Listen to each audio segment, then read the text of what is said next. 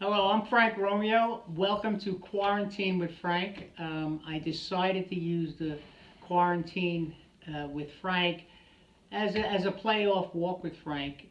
People know me as Walk with Frank and my followers and supporters. So I thought Quarantine with Frank would be appropriate.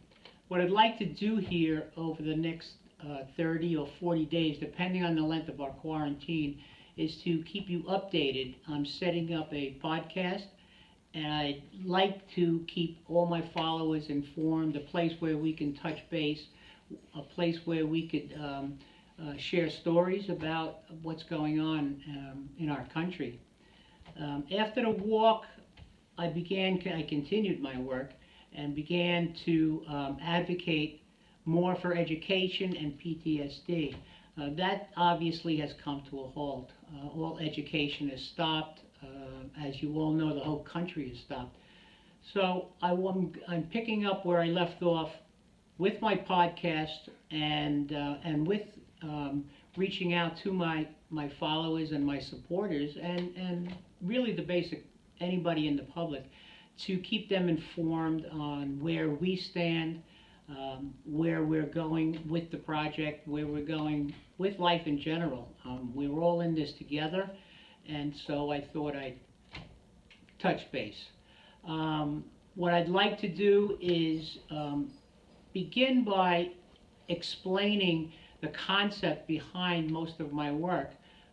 I've advocated for PTSD, and I think we're coming into another spike in PTSD with the coronavirus. Um, when I speak and I lecture and I do my education programs, it's about the reality of war. And a lot of times I try to get my audience to understand what it's like during wartime, what some countries go through during wartime.